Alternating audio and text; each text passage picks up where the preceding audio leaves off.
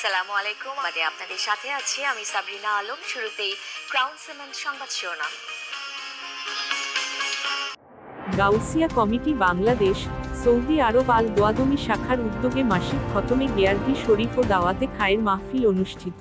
Gausia committee Bangladesh, সৌদি আরব আল দোয়াদমি শাখার ব্যবস্থাপনায় জিএম ট্রাভেলসের দ্বিতীয় তলায় অস্থায়ী কার্যালয়ে মাসিক খতমে গেয়ারভি শরীফ ও দাওয়াতে খায়ের মাহফিল অনুষ্ঠিত হয়েছে।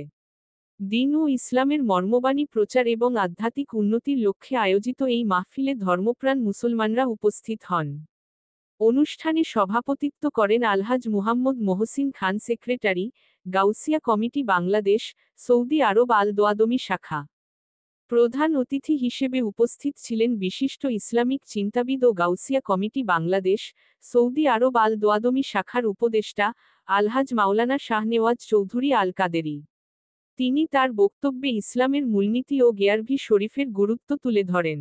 মাহফিলের প্রধান বক্তা হিসেবে উপস্থিত ছিলেন আলহাজ মাওলানা কাজী মুহাম্মদ হেলাল উদ্দিন আল কাদেরী, যিনি গাউসিয়া কমিটি বাংলাদেশ, আল দোয়াদমি শাখার অন্যতম উপদেষ্টা।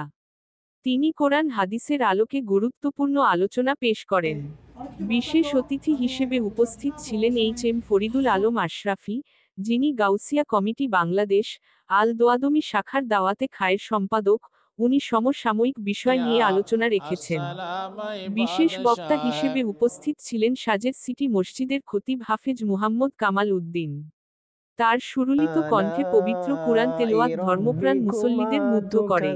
মাহফিলটি সুন্দরভাবে পরিচালনা করেন মুহাম্মদ জাহেদুল আলম রানা, যিনি সম্মানিত গাউসিয়া কমিটি অতিথিবৃন্দ, বাংলাদেশ, সৌদি আরব আল উপস্থিত দোয়াদমি শাখার ধর্ম দূর দূরান্ত সম্পাদক। থেকে আগত মেহমান, আলোচনার পর মিলাদ ও কিয়াম অনুষ্ঠিত হয়।